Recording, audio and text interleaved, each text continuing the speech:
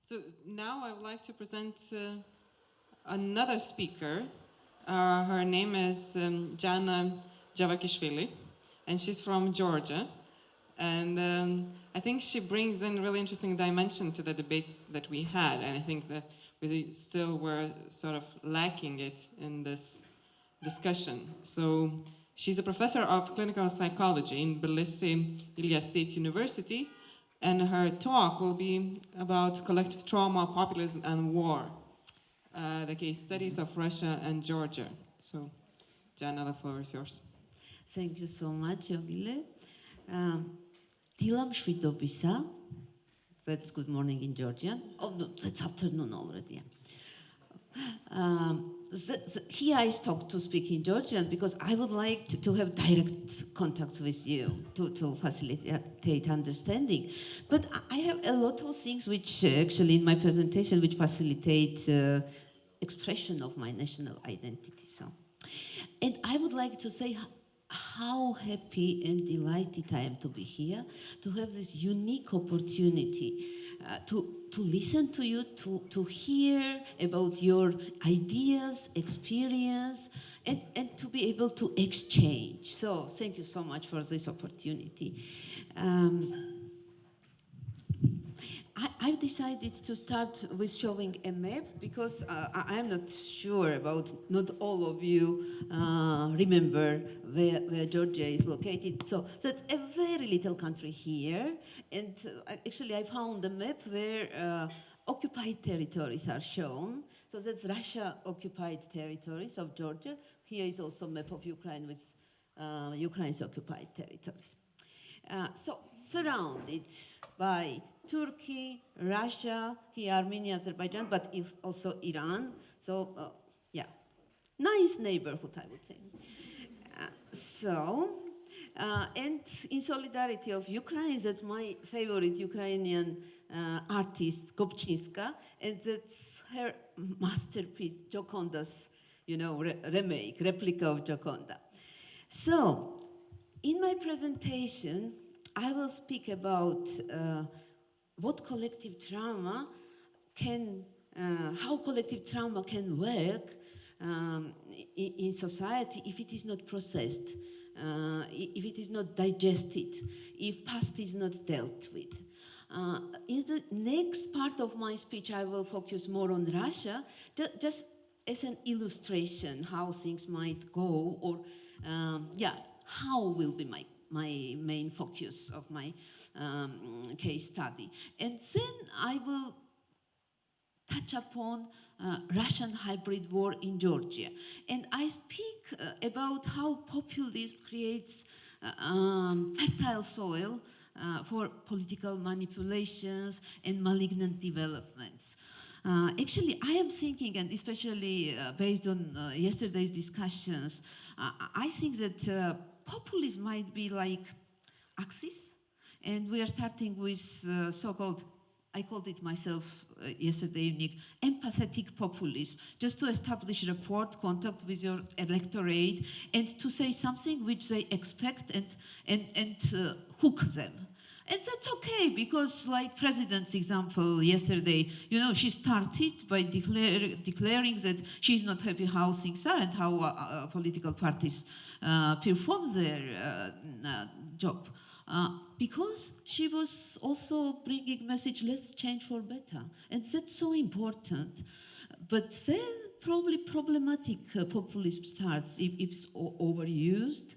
And then if we are considering it's like Axis, then probably malignant populism, when you are splitting society and you are doing this not for changes, but just to keep power and to feel entitled to kill others. So we will speak about this, and I will try to look at populism via psychotraumatologist lens. Probably many things which were discussed yesterday and today are somehow very much have some similarities, let's say, but political science is using its own vocabulary. Psychotraumatology, you will see, uses its own vocabulary. So the first part of my speech will be based on groups, psychoanalysts, especially like Bion. He's very much respected in our field, even we are joking that that's BB and BA, before Bion and after Bion, so that he's just a kind of landmark professional.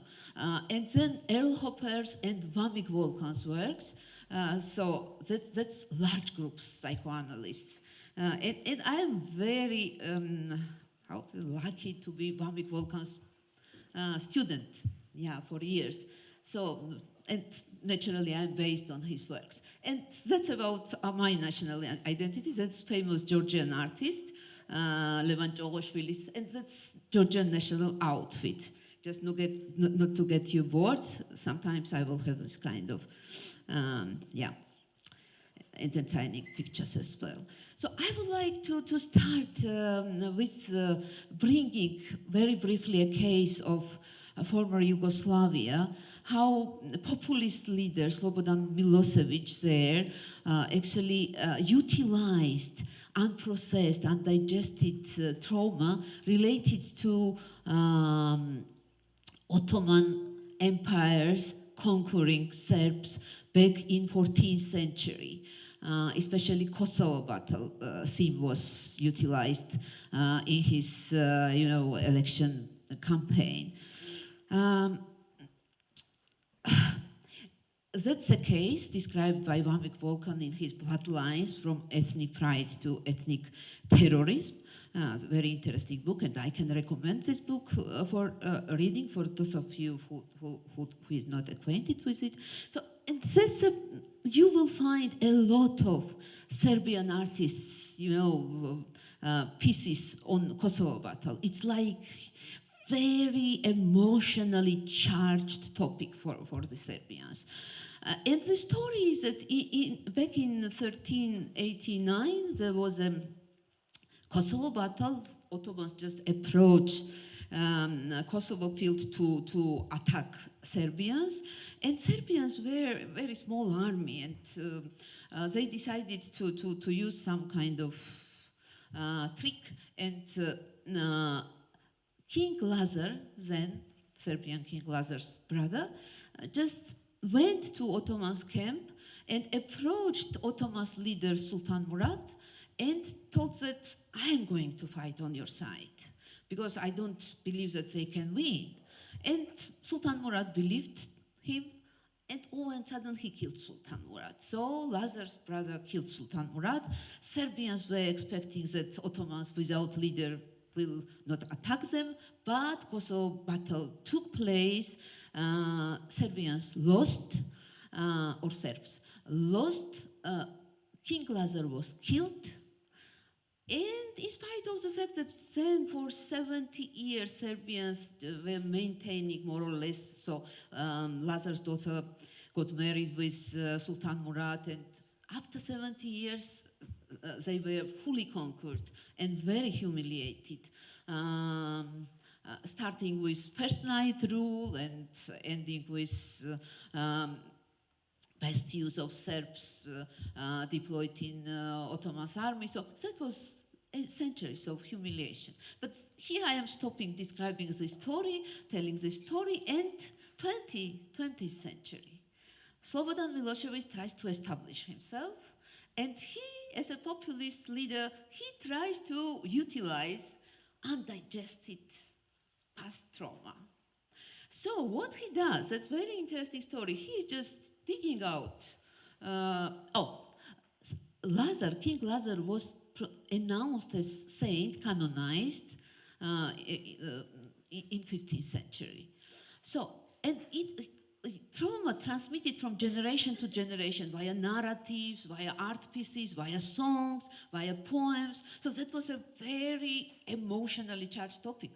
So populist leader tries to use it, and he digs out Saint Lazar's remainings as his pre-election campaign, And he is traveling all over the country with these remains and organized collective funeral, accompanied with ladies in black, crying and shouting and with all these, tragic sentiments. Volkan calls this time collapse, something which happened in 14th century could be provoked by the so-called destructive leader, nicely saying. So the 600 years celebration of Kosovo defeat. Celebration of Kosovo defeat. That's also very interesting construct. When you are celebrating your defeat, that's not considered as a healthy mourning of trauma. So 600th anniversary was very interesting because after this round of funerals, it ended at Kosovo, in Kosovo, and that was a huge demonstration.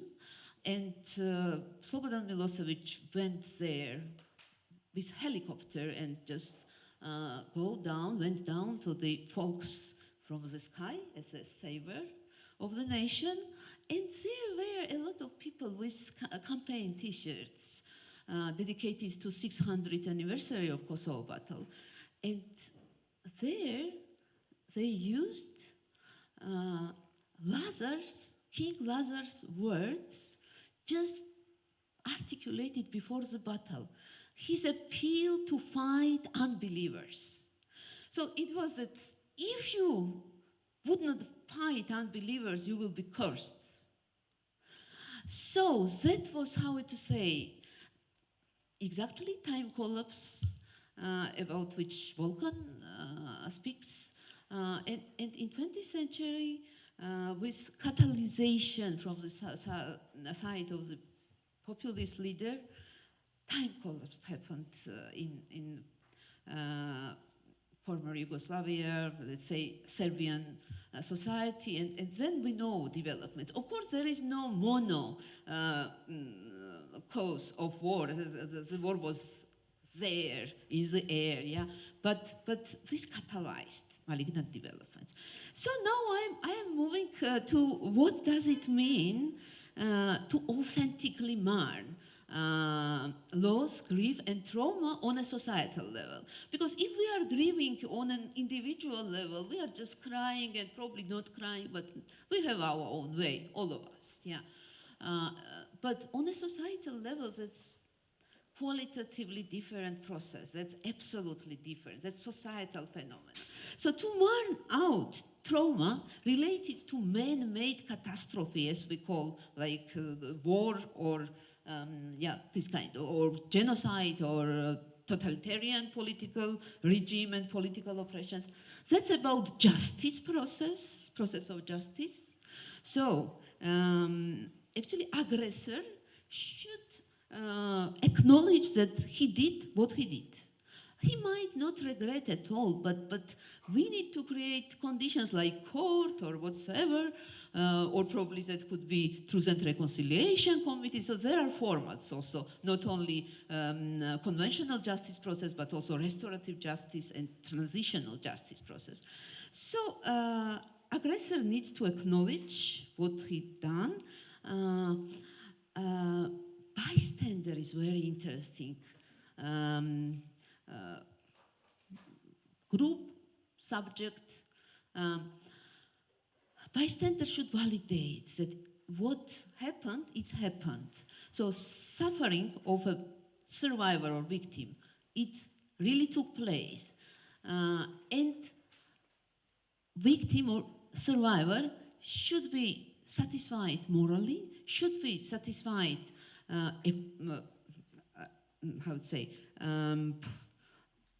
compensated materially, and the process should be fair process. So that's very important. So justice here is important, but also science. So what we are doing now, we are discussing, reflecting, distantiating, trying to look from different lenses. That's very important. Scientific investigations, from history side, from juridical science side, from political science, etc. That's very important. To explain, to reflect, to digest, these cognitive processes should be triggered and also published. And discussion within public, it's based usually on scientific findings, yeah? So art, extremely important, because art gives us opportunity to express our emotions invested in traumatic past. So that's so important to act out our emotions. But not all kind of art helps us to mourn authentically. And here I am referring to this very interesting sculpture, which is, how would say, symbolizing kind of sentimental unhealthy mourning. So sentimental, there are three forms described by Earl Hopper of unhealthy mourning, and one is sentimental crying and, you know, feeling yourself victim and feeling pity about yourself. And it happens. I will not go through many examples, but it happens when large group, society, experiences traumatic experience, and then it becomes mono idea that we are victims, not survivors actually. We are victims, yeah? And it has, you know, you are in a process of sentimental mourning and crying about yourself, but it's just half a step to revengeful mourning when you are going to have vendetta, yeah? That's also, on a societal level, revenge could be considered as an unhealthy mourning. So here you see fifth number, okay, actually some village, I will not, bring names. That's a public school. This is post-conflict area. And during the escalation, military escalation, warriors who were killed in the battle, it was not possible to bury them on the conventional graveyard, and they were temporarily buried in the yard of the school. Then the community actually erected a sculpture. And that's a mourning figure of father, and he's crying. The name is Crying Father. And in this culture, that's one of the Caucasian people, men cannot cry. That's not accepted. And if man is crying publicly, that's huge humiliation, and that's catastrophe. That's a message about catastrophe happened. And can you imagine children every day are going to school just for ordinary routine lessons, and they are passing now, this graveyard is actually established there as memory site. They are passing killed soldiers, and they are seeing humiliation of their parents, and then going to lessons.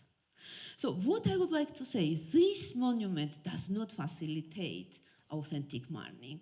That's about, you know, sentimental mourning, which goes from generation to generation and probably provokes revenge at some point, yeah?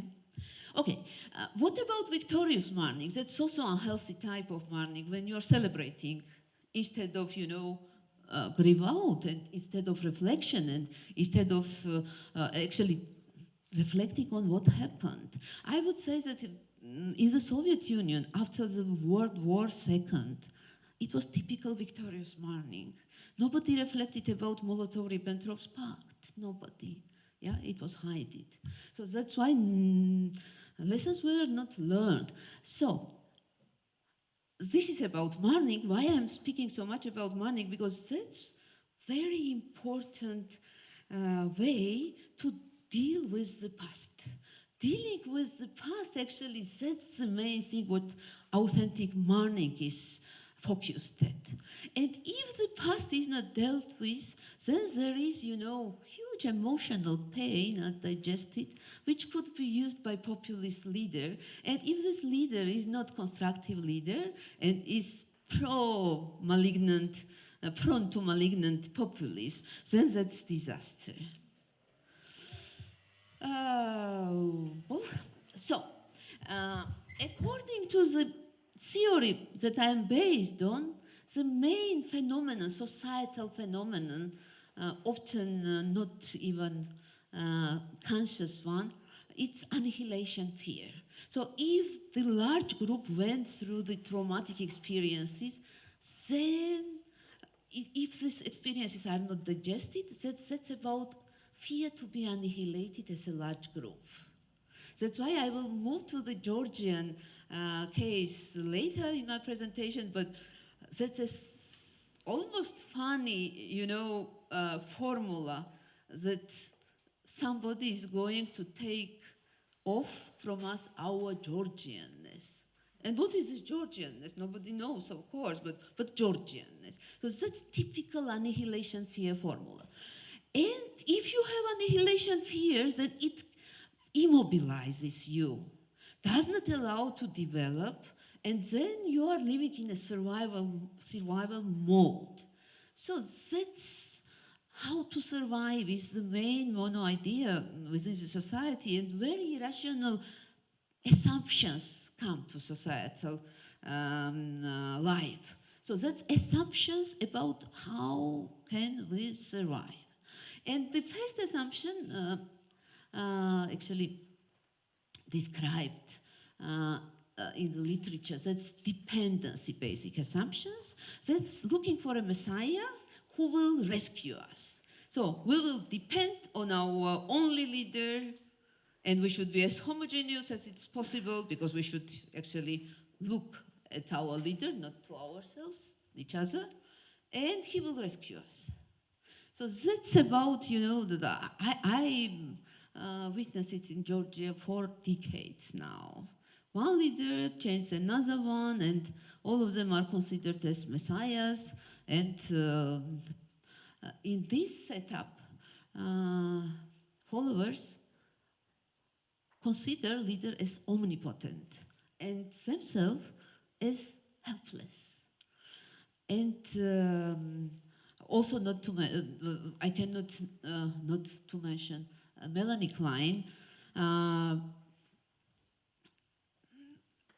psychoanalyst lady, who actually brought envy and gratitude construct to our professional vocabulary and notions. And here, you are considering him or her as omnipotent, yourself as helpless, and envy comes. Envy is triggered. And this envy is a very important phenomenon. It blocks gratitude, and it's predisposition for hatred. And I will then explain how hatred comes up. So followers are putting all the responsibility for own well-being and survival, actually, on a leader. And if leader is populist, of course he accepts and he promises easily. And here he is trapped as well, because of course he cannot meet needs. Either he should authoritize, totalitarize, and rule like this, or he is a failure. And half of the part of the population starts to hate him or her. And here, so-called fight and flight basic assumptions starts. And these basic assumptions assumes that the group is split now bifocal, because two leaders, new leader emerged, because those who are frustrated, that disappointed by the old leader, they are looking for a new leader emerged, society is split into two, and these two parts are fighting each other, and assumption of each part is, if the second part would not exist, we will survive. And often that's 50% almost of the population of the large group.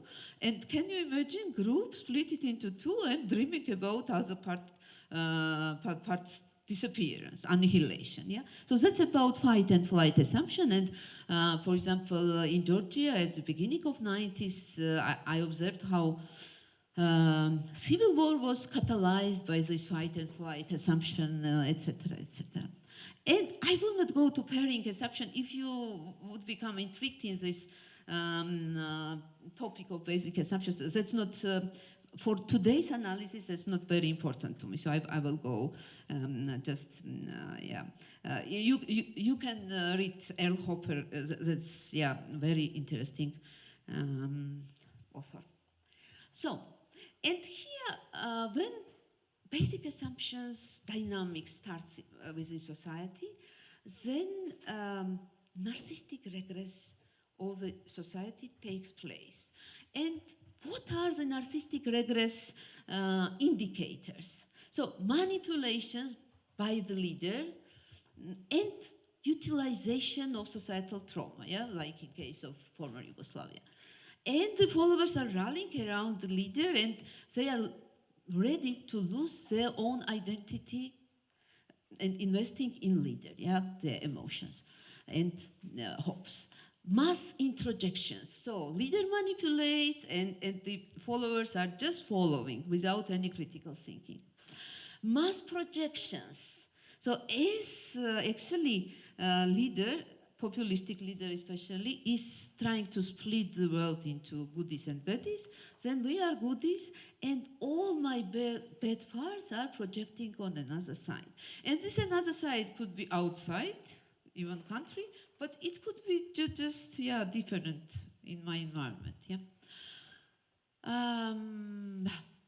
Yeah, and as we and other split is actually catalyzed, facilitated, then boundaries of subgroups within the large group or with other large groups become very sensitive.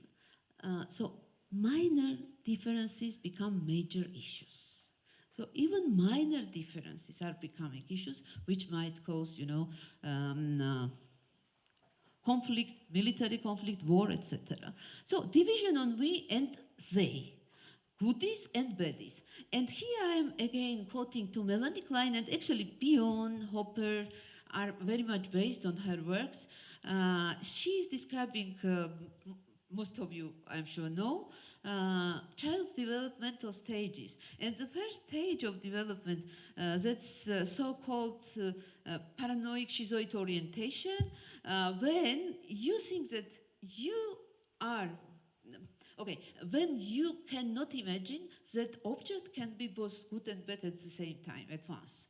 You think that if, she describes it on mother's breast example. So if mother's breast is full of milk, that's good object. If mother's breast is empty, that's bad object. And child does not have insight that that's the same breast, just good at some time, bad at some time, but that's the same object.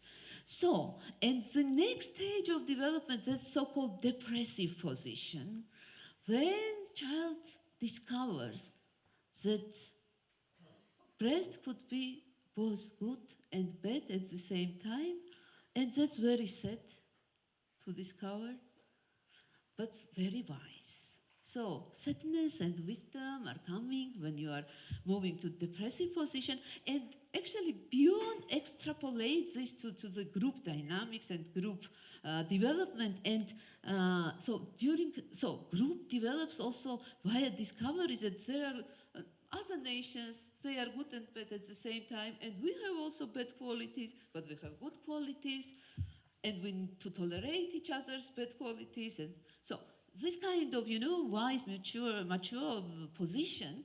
But when narcissistic regress happens, we are just good, and somebody else is bad. So actually, speaking of populism, based on yesterday's speeches and also on literature, that's about populism. That's populism it is, yeah? We, they, division, intolerance towards, so populist leadership which tries to split, to create schisms, yeah? Collective psychosis, let's say, when it's about malignant populism, that's creating such a split within the society or of society with the rest of the world. So that's schizophrenia, yeah? Psychosis. Schizophrenia or psychosis is defined by large group analysts as losing effective contact with reality. So that's about populism also. If the group is driven to malignant populism, that's losing effective contact with reality because they live in their own reality. Yep. Yeah. Just to conclude that unprocessed trauma creates a fertile soil for political manipulations and populism, or it's probably these processes which I described, that's how it happens during populism, yeah? So I even would not that much differentiate. And now I'm moving to the case of Russia. And would like to share my analysis, what's going on there for the last 20th century. Of course, it will be superficial analysis. I will just map territory and try to explain how I view the processes, how it happened, yeah? As I told you, I am looking at the case via psychotraumatologist lens, via collective trauma lens. That is why for me it was important to look how traumas experienced by the Russian society, for example, in 20th century, were processed, and were they processed at all or not. And actually, the largest trauma we can observe, that's totalitarian regime, 70 years of totalitarian regime, and the Second World War, which took many lives, was collective traumas, and are they processed or not? Let's look at it. So, I brought this photography from, there is a very nice non-governmental research organization in Georgia, SOLAB, Soviet Laboratory, Soviet past, studying of Soviet past laboratory, actually funded by Henry Biol Foundation at the beginning, and now they are independent. This picture, you can see Stalin here. When people were repressed, for others who were not yet repressed, it was dangerous to keep their photographies. So usually people were just erased from the photographies, and that's so indicative, this picture. I have also a version when only Stalin left, because all of them were erased. So just so you know this better than me, but just to remind, so that was after revolution, so Lenin's Red Terror, where actually some social classes were tried to annihilate, yeah, like clergymen, like bourgeois, like aristocracy, yeah, that was ordered killings as much as possible. Recently I found, I was exploring some documents, found Lenin's letter about clergymen. So he says that in this letter, which he orders, read and return back to me, even he did not trust that.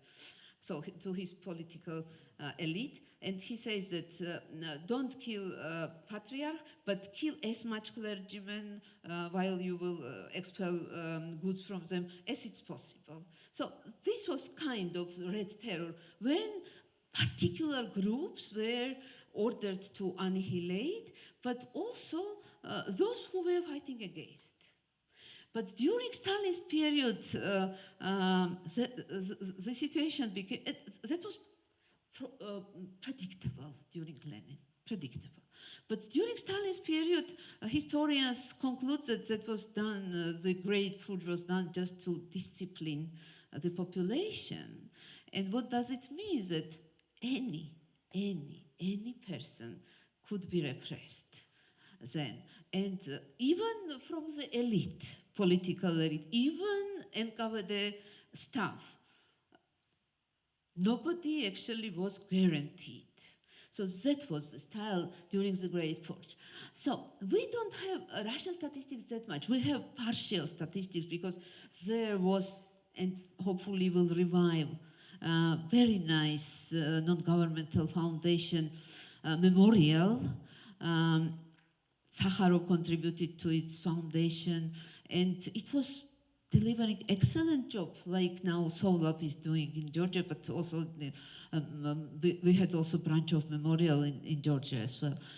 in Russia, but of course during Putin's regime they were proposed, they were actually exploring history, tracking cases of lost people during repressions or how repressions were implemented. So fantastic job and number of publications, but at some point they were not funded by the state because no lustration happened neither in Russia nor in Georgia, and they were not funded by the state, and they were funded by the international foundations, and this was natural, yeah. And the so-called foreign agent law by Putin was introduced, you know, and they were officially offered to identify and register themselves as foreign agents. But that was not possible for them because exactly foreign agent and people's enemy was something that their relatives were repressed for. So this memorial is very many family members of the repressed participate in memorial, and dissidents themselves. So that was unacceptable. So now it's just, yeah, stopped functioning in Russia. Now I am bringing just Georgian figures, but about 10% of the Georgian adult population was repressed during the Soviet period. So that's Solov's figures. Approximately 10% of the Ukrainian population died only during Holodomor. Holodomor, that's artificial hunger, which was organized, or how to say, in Ukraine. So I will not go further. I am bringing Georgian and Ukrainian figures just to show that in Russia it possibly was, not less. But lustration did not happen, even memorial is closed. No any authentic mourning process, societal process was implemented, and even in last 20 years, it's we will speak about it, how it's. By intention, I brought this picture.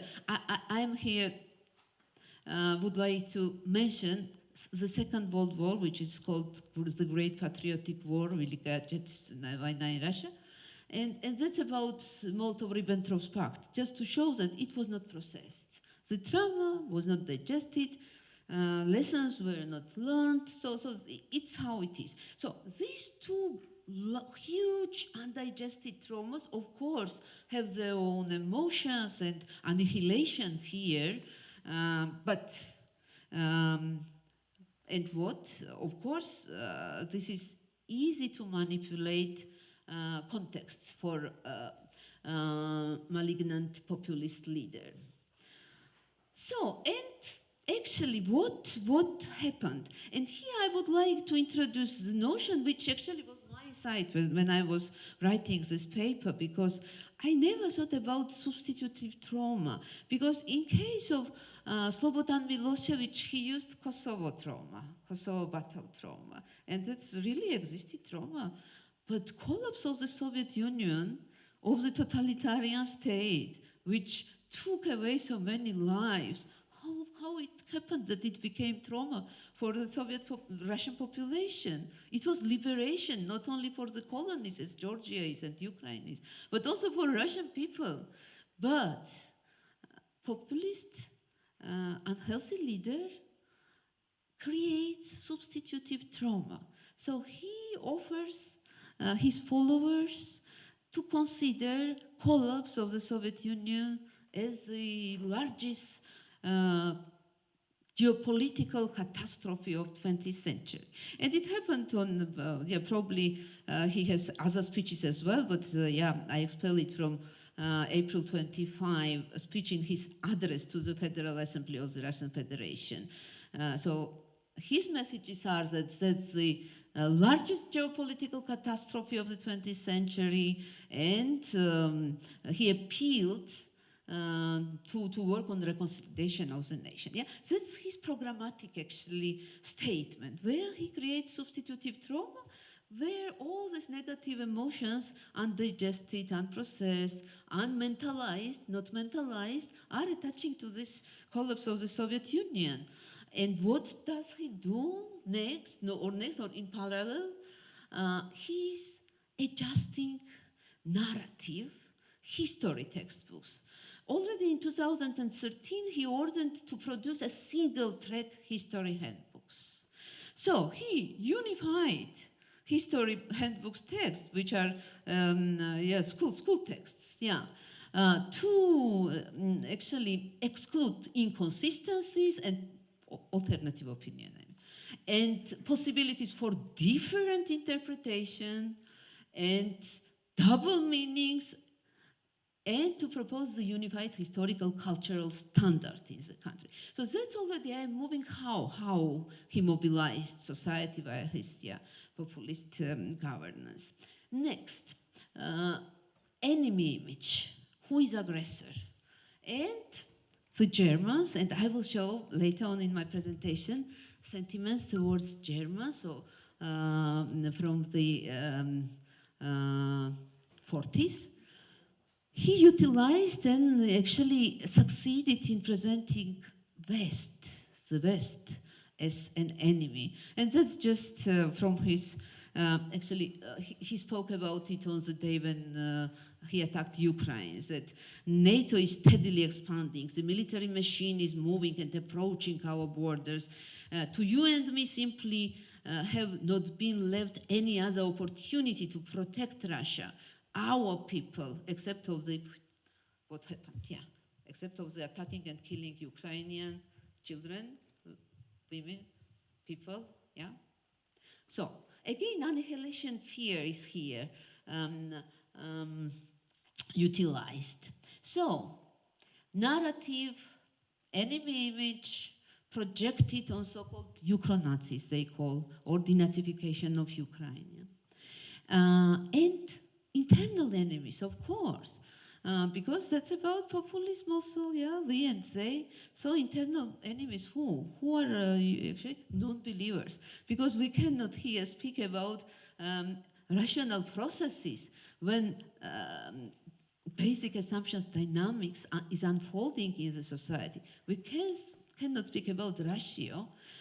All the leader-followers relationships are based on beliefs like religion, but religion in a, metaphorically speaking. And here I love this concept of Volkan. He's speaking about moments of rest within the large group. So this is when large group stops mentalization and ratio just is resting. That's moments of rest.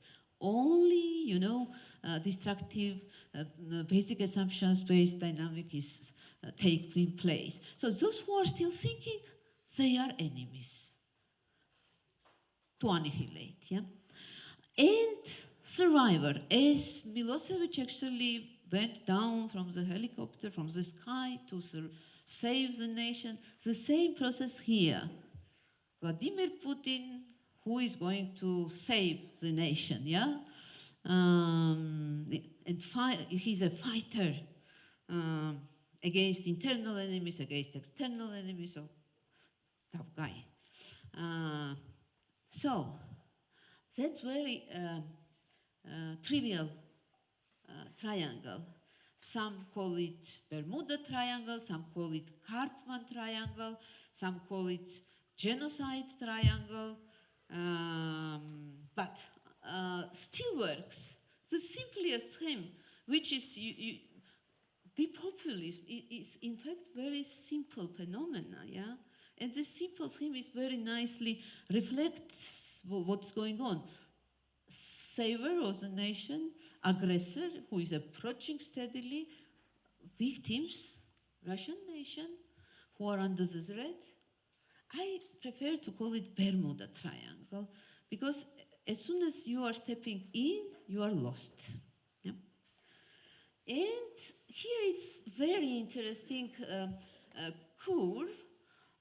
Actually, it shows that I'm just listing here attacks. The Second Chechen War, led by Putin, anti-terrorist operation in the North Caucasus, 2000 to 2006. You will see that his popularity is actually on the peak when he's attacking internal or external enemies, and then goes down, and he's then actually in 2008, you can see here, that's war against Georgia, then his rating was going down, and then 2014 Crimea, and Crimea was for quite a while keeping his rating up, and then again down, and now it's, yeah. You remember at the beginning of the military action, attack of Ukraine, Levada Center already published that his rating was very rapidly. I don't know about current situation because the expectations fail, fortunately. So, and I thought that speaking of Putin as a populist leader, I will just, and probably you know this very well, his ideological grounds. Actually, this is about Lev Gumilov, this young man here, son of the Anna Akhmatova and Nikolai Gumilov. Both were very famous poets in Russia. Actually, Nikolai Gumilov was killed, repressed, shot by the regime when Lev was 9 years old. Anna survived without imprisonment or sending to Siberia, but she was afraid all her life long. And Lev Gumilov himself spent almost 2 decades in gulags. And between of the 2 long terms, he was released and he fought in Berlin during the World War II at the final stage. So he had this kind of victimization biography, very difficult background. Of course, I will not go to psychoanalytic labyrinths to analyze him, but I am just mapping this to show that probably he has this kind of narcissistic compensation due to which he was, after he was released, he made his scientific career. He was a very talented guy. And he produced this pseudo-scientific theory stating that Russia is very special, even on the level of genes, has absolutely different genetics, even special in terms of civilization, very different and special civilization, Euro-Asian, which is kind of meta-civilization, which has a mission to rescue other sub-civilization who are under Russia's umbrella. So this role of savior is very much attributed to Russia. So as a very special, genetically, so that's for me, that's typical, like, chrestomatical, narcissistic, constructions. So not only him, but his ideas actually fed back in 90s Alexander Dugin, Piotr Shedrovitsky, Efim Ostrovsky, and others. And actually, this Eurasian civilization, rescuing others, sometimes by killing them, yeah? And Ruski Mir, which means that it's everywhere where there is Russian language spoken or Russian culture spread, which is very dangerous. And even in the level of legislation, Russia can, as soon as hears that Ruski Mir is oppressed, Russia defends with weapons. So, malignant development, very malignant development. Narcissistic, malignant. What are Putin's propaganda tools? Of course, upbringing children, yeah, and youth. So that's the national, from the 2001, National Program of the Patriotic Education of Citizens of the Russian Federation.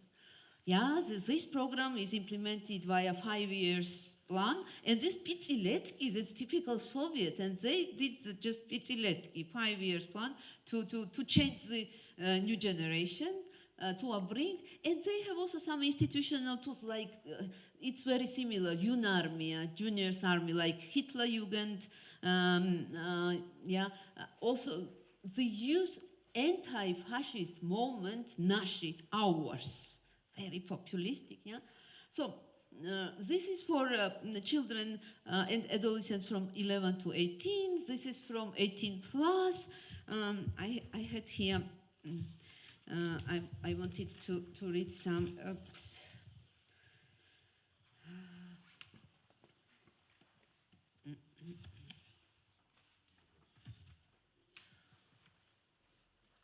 Yeah, so for example, just to show that from this, distance, sometimes it's even sounds a bit funny, these constructions which are used for propaganda in Russia, but it's so malignant there and triggers such a unhealthy developments. For example, this Nashi founder, Vasily Yakamenko, and one of the leaders there, stated that Nashi considers Russia as a historical and geographical center of the world, threatened by, and I'm bringing this in quotation, an unnatural alliance of liberals and fascists, Westerners and ultranationalists, international foundations and terrorists, united by a common hatred of our President Vladimir Putin. Yeah, strange. Yeah, not healthy, definitely. But for me, time collapse is fascinating as a professional, but very much scaring as a human being living in Georgia. So, time collapse. For example, just one illustration, there are a lot I observed these years. 2018, they organized Ministry of Education within this National Education Plan, National Conference of Patriotic Education. And I just bring here several speeches delivered at this conference, just titles. Missile artillery on the Voronezh front during the battle to protect Kursk. The Kursk arc is a battle of technology and the soul, its importance for the patriotic upbringing of Russian youth. The third, in the letters of the soldiers of the Great Patriotic War, daily facts, thoughts, and feelings of military life. So, somewhere in the 21st century, patriotic upbringing of children and upbringing of children is based on the Second World War battles, sentiments, thoughts, feelings. That's really dangerous. Oh yeah, I forgot to mention that it became very fashionable military uniform from 40s in Russia. So that's one of the May 9 parade, and so that's typical. That's they are. I also cannot prevent myself not to quote so-called. Hi. Yeah. Hope you are not tired of my. No. Yeah. Yeah, there's 15 minutes left. Yeah, so I cannot prevent myself. That's Children's Book of War. Actually, for 75th anniversary of the World War II is utilized a lot. Theme of the World War, the Great Patriotic War, is utilized because that's something to be proud of, and that's something to hate others. So that's very handy topic for populistic manipulations. And here, Daniel Granin is a well-respected intellectual in Moscow. He is honorable citizen of St. Petersburg. He is very well-respected writer, and that's so in the Children's Book of War, there are 35 diaries of children, mainly from St. Petersburg, Leningrad then, who are in a how to say, blockade, Leningrad's blockade, and who are suffering. Family members are dying, corpses have to be buried, and all these are like, really painful stories, but nobody knows are they fake or real. But this book was edited by the group of the Russian municipality-funded Argument dei Fakti newspaper. So this book is preceded by Daniel Granis and Ilya Glazunov, also very well-respected artist. So Daniel Granis' words: today, in the epoch of rethinking of key human values, when the fecal masses of fascism are again marching through Europe, testimonies of children of war are especially important. These testimonies are helping us to return back to ourselves, to the land where we were born, in the Soviet Union. For children of our epoch, voices of children of war will be more understandable. It's one thing when a teacher is speaking about the war in front of the blackboard, but they are teaching also about war, to be honest. Yeah, they are using teaching a lot. And it's another thing when your peer is speaking with you about it, no matter that it's a 70 years long distance in between of them. So that's about, again, time collapse, 70 years distance, that's nothing, yeah, that's actual. But I forgot to put another quote which is very important from Ilya Glazunov, the artist. He's also very well respected public figure, and he writes, he's explaining how being 14 years old, he was witnessing march of the war prisoner Germans in his hometown, Moscow, around Moscow Garden Ring, back in 1945. And he writes, this dull stream was endless. Some walked proudly, pretending not to pay attention to the crowding Moscovites. Standing in the crowd, I observed with burning interest those who had recently bombed my great city of Petrograd, despising the inferior Slavic race, in quotations.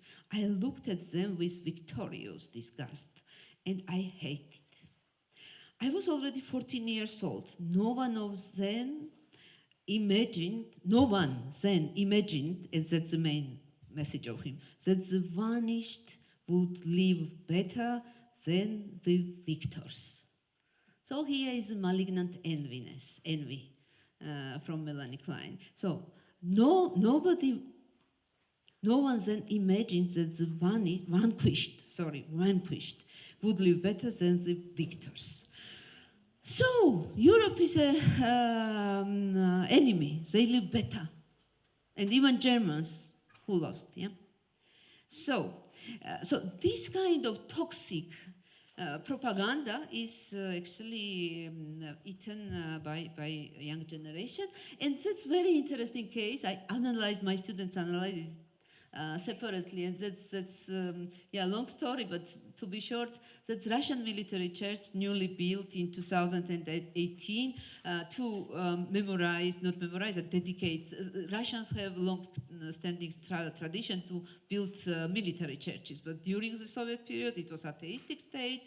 So they built it now, and it's very interesting that the church is equipped with Stalin's icon, because everybody who actually were contributing to the great victory are now canonized, and Stalin's icon and warriors icon and icons. So that's a mixture of grimuches, to say in Russian, but that's. Okay, interesting. If you will be interested, you can just Google and see. Everything has its own symbolic. Again, how many steps are there? 1945. So, losing effective contact with reality, I would call it, to use euphemism. Yeah, and that's about fashion of military clothes. Even I remember Irena recalled that she was moderating forgot her name. Alexeyevich panel, and Alexeyevich was saying, oh my gosh, children's military clothes shops are open, and stores, yeah, and that's true. But also, I would like to bring also army as actually propaganda tool. Since 2017, modern military clothes are cancelled, and so-called the winners' uniforms is used from 40s. But what is even more interesting, they had the rare military uniforms to put on in the town, not in military service, but to go to other civil gatherings. And it was abolished also. That's very interesting. The message here is that you need it constantly. Yeah?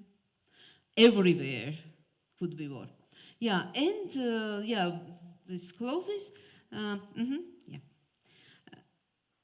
To summarize Russian case, I quote here Faulkner, the past is never dead, it is not even past, and it's even much more sharp in case of Russia. And Chekhov's saying, if in Act 1, that's about stage play performance, theater performance, if in Act 1 you have a pistol hanging on the wall, then it must fire at the last act. And that's the case, yeah. It was observable, actually, that it was accumulating, this malignant development. Yeah, it was predictable. Yeah, if you are not so tired, we are having 10 minutes before discussion, and I will touch upon Russian hybrid war in Georgia, against Georgia, let's say. Before I will move to Russian hybrid war, I'm just quickly showing you how populist current Georgian government is, political elite. That's election campaign posters of this lady, our current president. And that's Saakashvili's team, and that's blood, supposed to be blood. And her election campaign was, do not support evil, so Saakashvili's team. So she even did not have any program presented. The only message was, do not support them, they are evil, then give voice her. It worked, actually.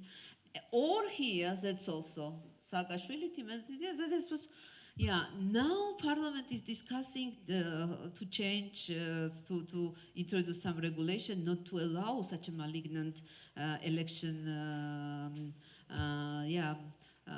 But then when she was elected, it worked. Yeah, I am bringing this case just to show. Of course, as I can bring the whole picture how they govern in a populistic way, but the main actually. I would say that the Georgian current government for 10 years is governing with so-called anti-establishment populist tools. So they are baddies, we are goodies, just vote for us, just stick to us, just be with us, but nothing to propose to the population except of hatred of those.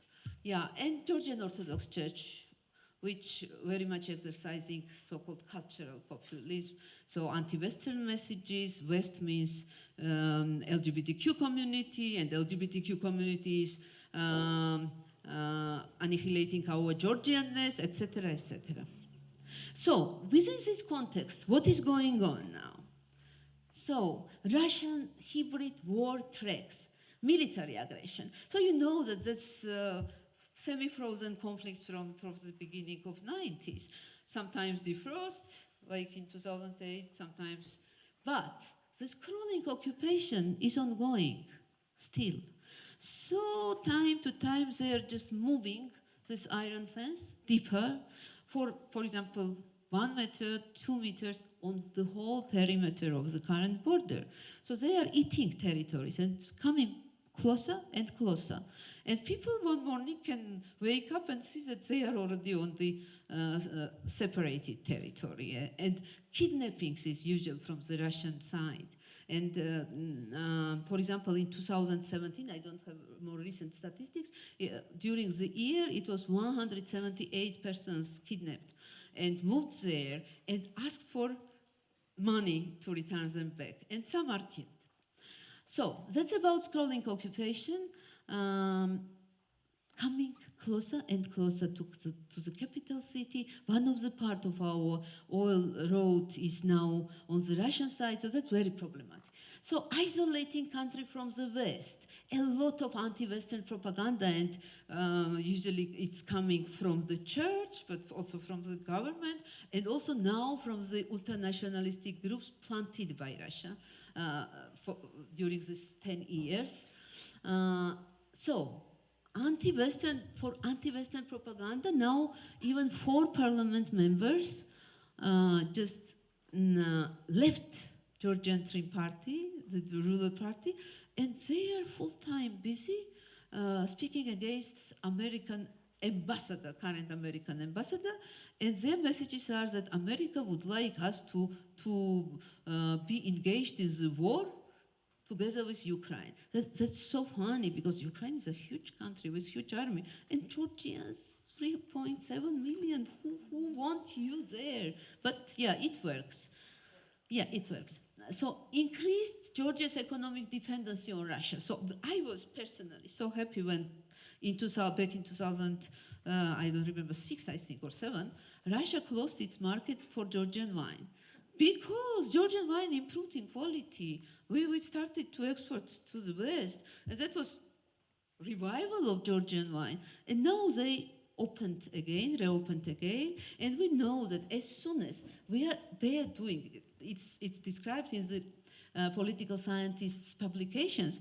Georgia is signing association agreement or something like this. They are actually closing. They are trying to do some nasty thing. So that's additional leverage in their hands against us.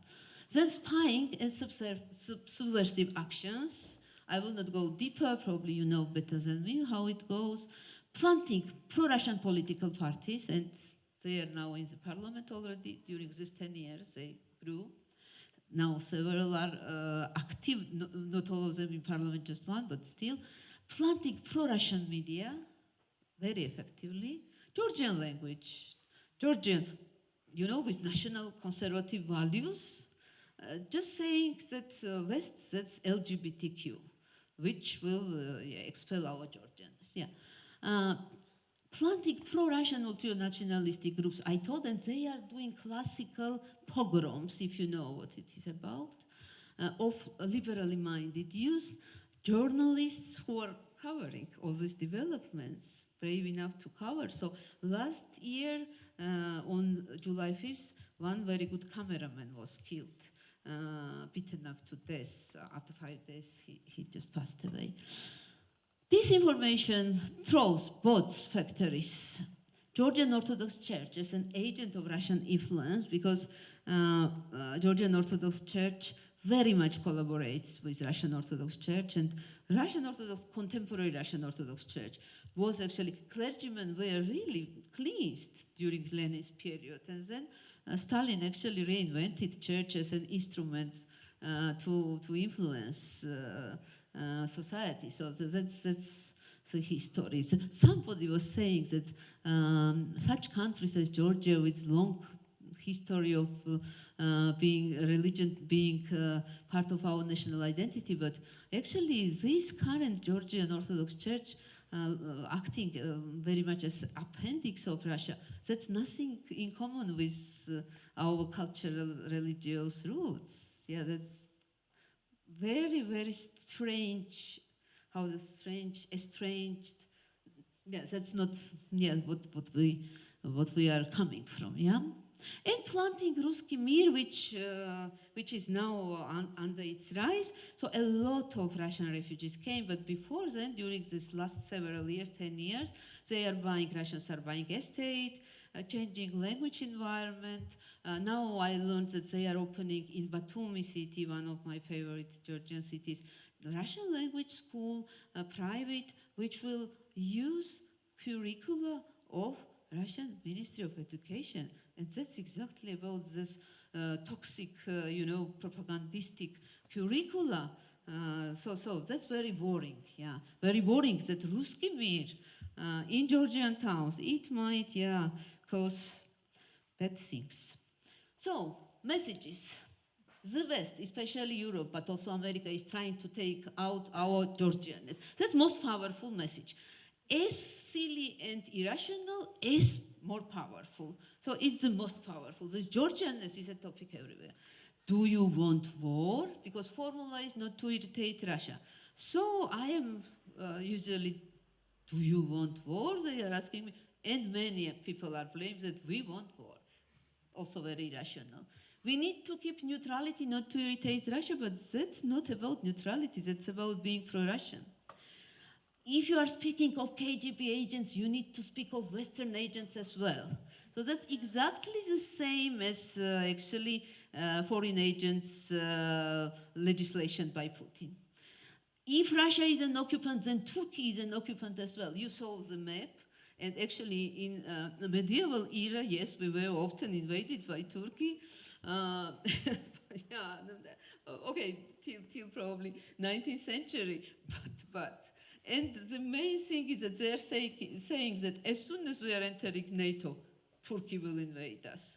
So Turkey is the main, and Russia protects us. Can you imagine how populistic, propaganda can turn enemy into friend, and friend into aggressor in public, perceptions.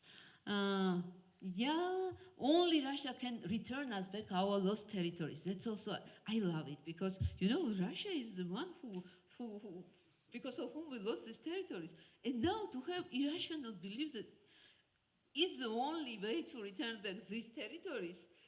Another thing is that that's not about territories, that's about people, because people are living there also, and our citizens, ex-citizens. If you do not want to be a Russian colony, then do you want to be an American colony? So this binary division, I think Timothy was speaking about it, yeah? So this or that. Why? This has assumptions that there is no choice, there is no right to choose, there is no democracy. It's very demoralizing. So actually, influence of Russian hybrid war in Georgia has it's multidimensional, but probably fears, irrational fears, some rational fears, but yeah, irrational fears and demoralization. That's the main. And this demoralization and learned helplessness, it's horrible, actually horrible. Now we are in a trouble, yeah, because we have, ups and downs, and now definitely it's down. But I hope, I told to Father Antanas that I have irrational hope. There are irrational fears, I have irrational hope. So in this way, I am irrational. So software factors matter, psychological factors about which I discussed, conclusions. Utilization of the unprocessed painful past for gaining power triggers malignant populism. Hybrid warfare is less visible, but maybe more dangerous. And populistic governance creates fertile soil for hybrid war operations. And what can we do? It's important to assure that the stakeholders understand the role of dealing with the past and to be sensitive towards populism, what we are doing right now. Thank you.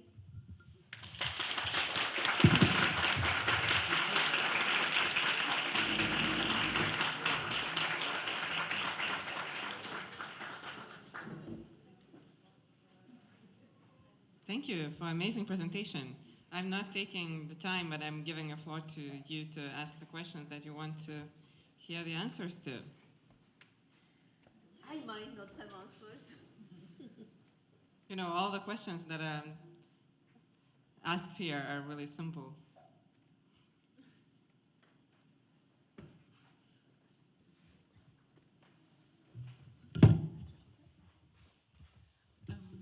Labai ačiū už pranešimą, panašiai turbūt jaučiasi ir lietuviai. Norėjau... Ai, taip. Čia nesvarbu. Thank you so much for your presentation, and I'm sure that many Lithuanians are feeling somewhat similar. Aš norėjau paklausti, jūs paminėjot rusų kalbą Sakartvele. Įdomu, kiek renkasi kaip antrą rusų kalbą po anglų, nes Lietuvoje tai yra 75%.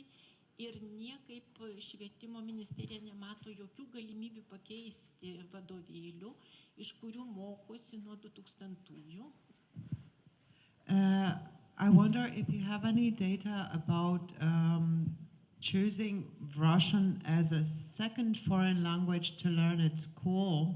I mean, in Lithuania, at least, students in high schools learn 2 foreign languages, and the first is usually English, but 75% choose Russian as the second foreign language, and they're still using the textbooks from the year 2000, and the ministry is not really reacting promptly enough to change them. Probably from 2000 is better than 2013. Ir Klaipėdos, reiškia, rusų, tiesiog gimnazijos direktorius sako, kad reikės 30 metų, kad galėtų atleisti kažkiek rusistų, nes jie turi dirbti, jie negali persikvalifikuoti. And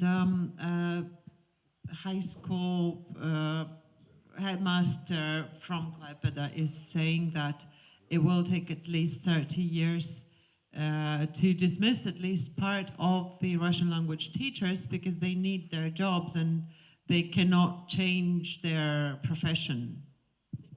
Įdomu, kaip yra, kokia ta situacija su rusų kalbos mokymu. Jūs jau užsiminėte ir vadovėliais Sakartvele. So is it in any way comparable to the situation in Georgia? Thank you very much for this question. Now I realize that I don't know this person, and I will, after coming back home, I will look at it. Yeah, I know that it's taught even in public schools, and it's considered as the second foreign language, and yeah, but I don't know percentage. Yeah, and I see analogies, but currently I think we are in a huge trouble due to pro-Russian, changing to pro-Russian orientation. If something will not change, the trend is not hoping trend, and I think that I so much admire Lietuva for being strong in your stance, and so that's very different. In Georgia, I can see parallels, but the situation at our end is worrying for me very much.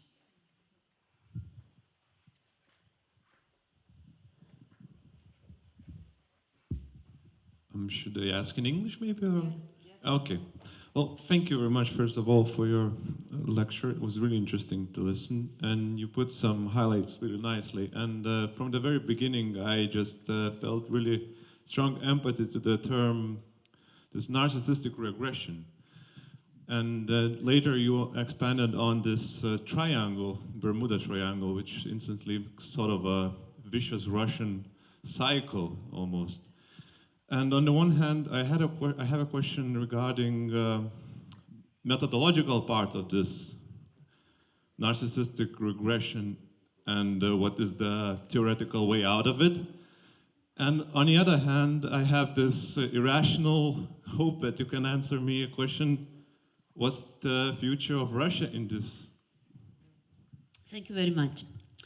I don't have ready-to-use answers about future of Russia.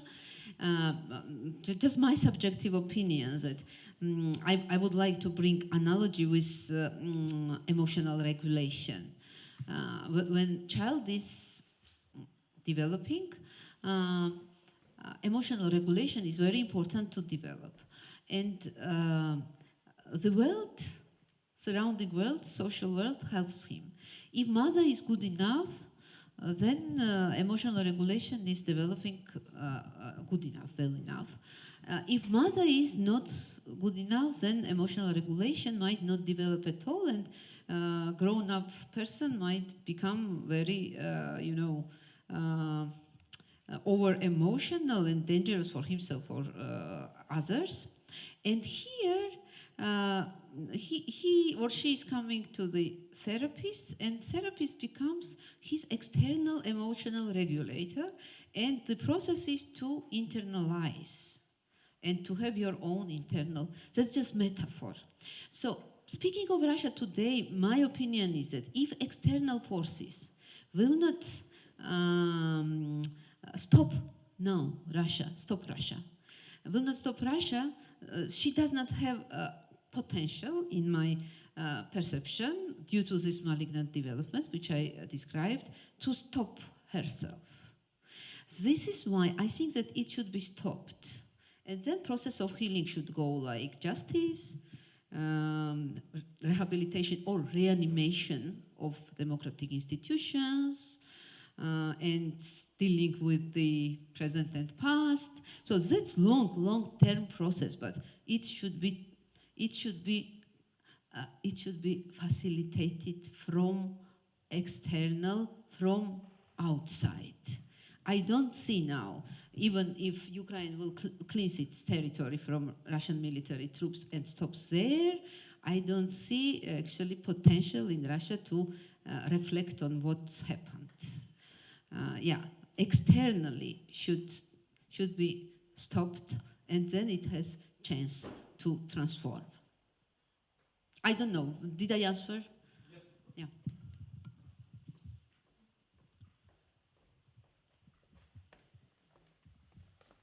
All right.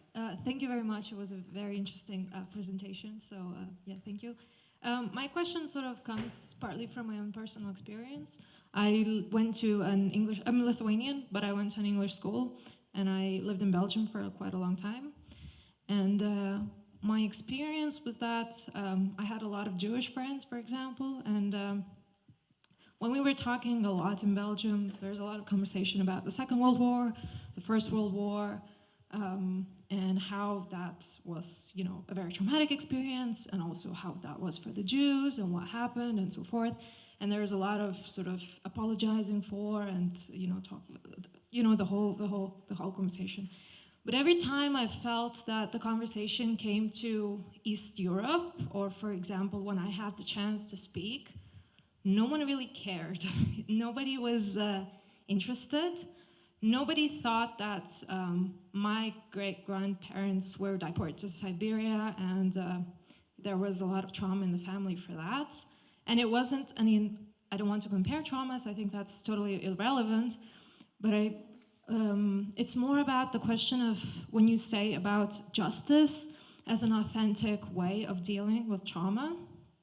My question is sort of is how much of that justice is sort of just an acknowledgement for that you have experienced this sort of validation that, yes, we hear you, maybe we can't do anything about it, but at least we hear you, and that perhaps, these populisms that spring up in Eastern Europe, and we talk here about, Hungary and Poland, and these countries are also very different as well, and their experiences are also very different.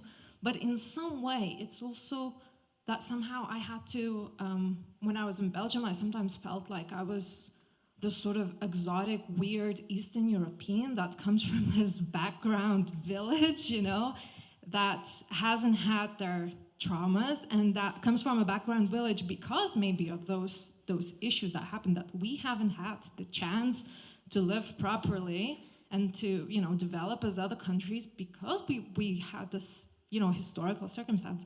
So, so I wonder, basically, what is your take on this, and how big of a role does that play? And maybe is there something that can be done with this? I don't know, maybe we need better lobbyists in the West or something, I don't know, it's just a question of how can this acknowledgement happen?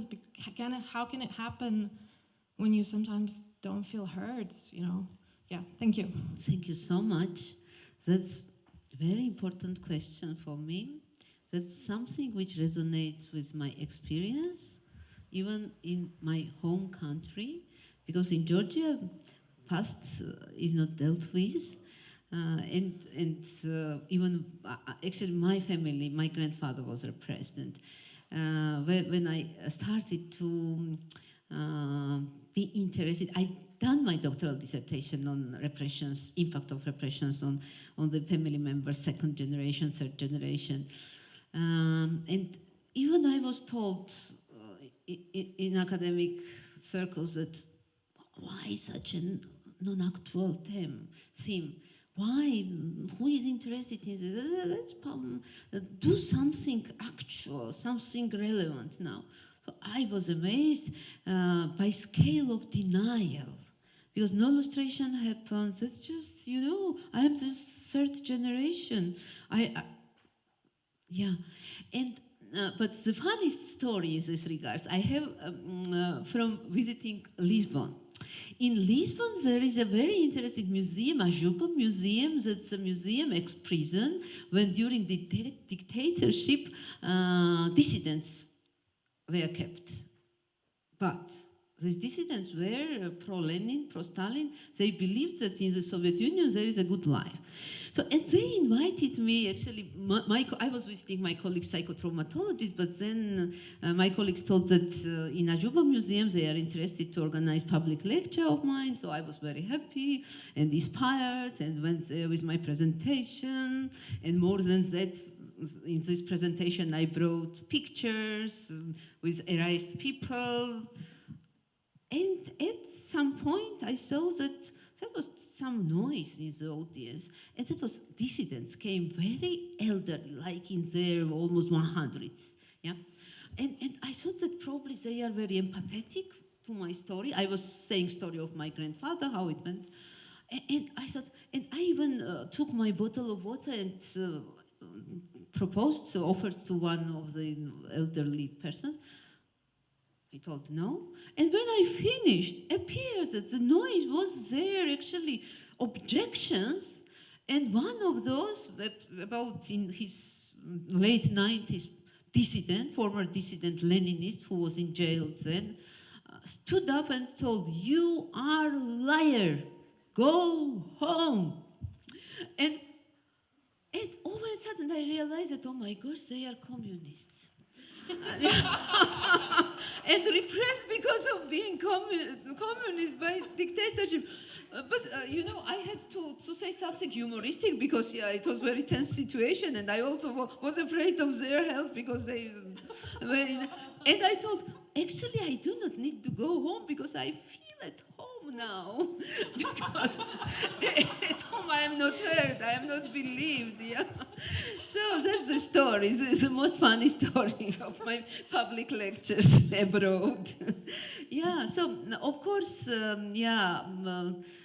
our Eastern European things are not that known or probably denied. Yeah, lobbyists, that's a good way. I don't have other recipes, probably to lecture, to go and to speak and to publish also in different languages. Yeah, thank you so much.